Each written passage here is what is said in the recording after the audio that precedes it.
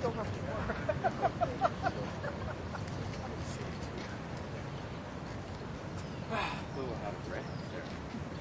morning to you all, and thank you very much for joining us today.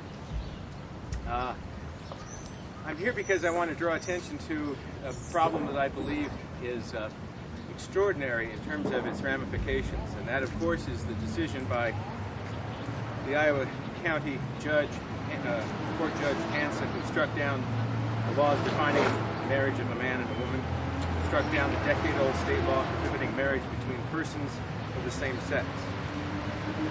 Judge Hansen declared that those laws violated the state constitutional guarantees of due process and equal protection. His decision is on appeal to the Iowa State Supreme Court, and its enforcement has been stayed pending the results of that appeal. Now, why I believe this deserves the attention of the nation is because we first have to hope that the Iowa Supreme Court shows more wisdom and common sense than its Massachusetts counterparts and reverses Judge Hansen's decision. I believe the citizens of Iowa believe that the authors of the Iowa Constitution never intended its provisions to authorize same-sex marriage, and we should hope that the Supreme Court, that all members of the Supreme Court in Iowa recognize that fact. There is no saying that a community or a people are best defined not by the problems they debate, but by the principles they take for granted, by the values that people hold sacred and above debate. The sanctity of marriage used to be one of those principles in America. It's a sign of our cultural decline that we now find ourselves in a national debate over the proposal to allow persons of the same sex to marry each other. Now, I do not believe personally that the government has any role to play or any right to decide who I should care about as an individual, and that's certainly not the issue here. By tradition and by our constitutional foundations, our nation is very tolerant of minority viewpoints and unorthodox lifestyles. Most states recognize and accept the fact that people of the same sex choose to live together. In many states, these arrangements are recognized in laws as civil unions and afford many of the legal benefits of marriage. Yet not in a single state has the state legislature or the people by referendum decided to call these unions a marriage. That leap has been taken only by unelected judges, not by the people of any state.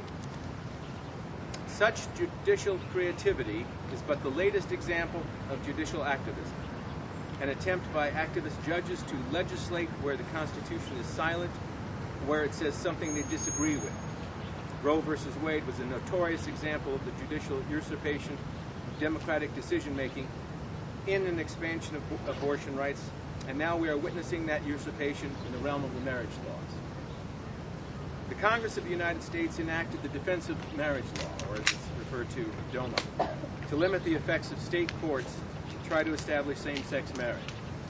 The act says that people of Iowa do not have to recognize a same-sex marriage performed under the laws of Massachusetts or any other state. Yet DOMA does not protect the people of Iowa from some foolish or arrogant actions by Iowa courts. For that reason, I support the federal constitutional amendment defining marriage as a union between one man and one woman and prohibiting any state from recognizing same-sex unions as marriage. We do need a constitutional amendment, and this is a perfect example. What is happening here is a perfect example of why we need a constitutional amendment. Some people would ask if this is worth fighting for. Is it a distraction from other important issues that we confront as a nation, such as the war against radical Islam, the reform of our schools, immigration law enforcement, improvement of health care? I believe these arguments against, any argument against taking up this issue is mistaken. I believe that this is one of the most important questions facing our nation, and it cannot be postponed.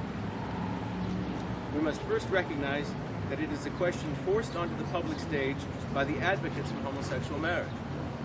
We cannot wish it away or hide from it. We cannot avoid dealing with it because the advocates for same-sex marriage won't let the issue go away. Activist judges keep attempting to rewrite state constitutions to authorize same-sex marriages. Activist groups keep demanding that politicians take a stand and they try to punish anyone who does not agree with them.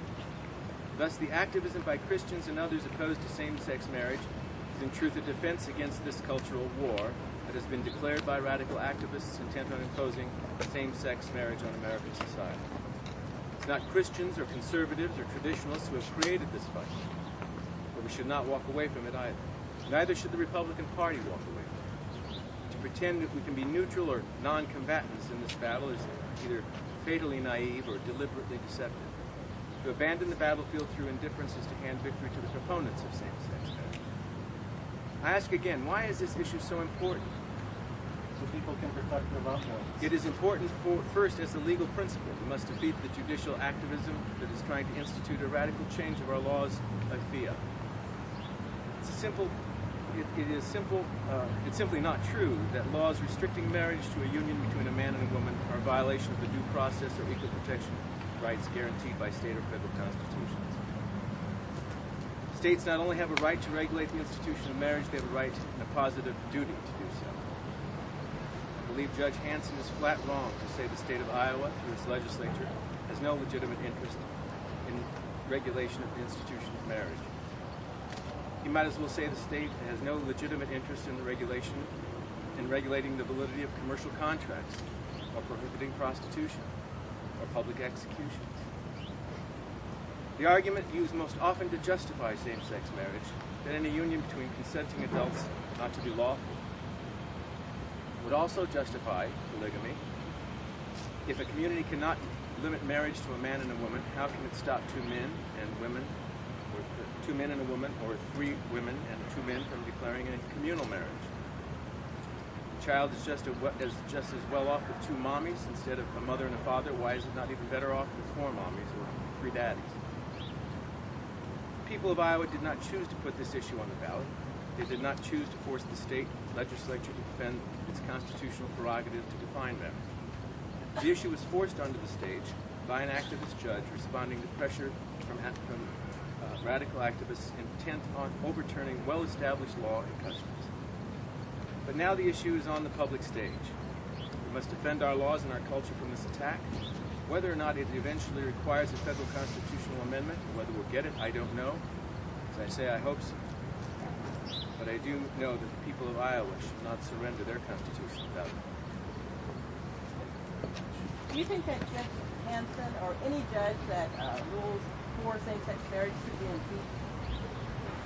Impeachment, that's an issue for the people of the state of Iowa to deal with. I know that Bill Salier, who is my campaign chairman, is involved with a petition drive for that purpose. If I were a citizen of the state of Iowa, I'd sign it, but that's his business and the state's business. Earlier this week, President was in the state and talked about a different constitutional amendment, not a ban, but more saying that the judicial group does not have the right to rule on this, that it's up to state legislators. Do you think that goes far enough? You could actually, what you could do is take DOMA, for instance, which is now just a statute, and if you were to pass it as a constitutional amendment, that would be better than what we have. It would be certainly, it would just essentially say it is truly up to states to individually determine. Right now, even though that's what the law says, that's what the federal law says, anybody, a judge or any judge, can rule it unconstitutional based on a violation of the 14th Amendment or anything else that they determine.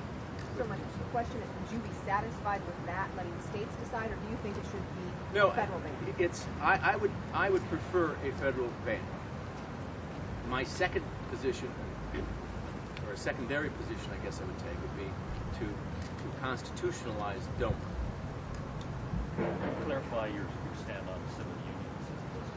Well, again, civil unions, the only reference I made to it here is to point out the fact that in no case were they determined to be marriages, I mean, by normal standards. And that has happened in no state. That no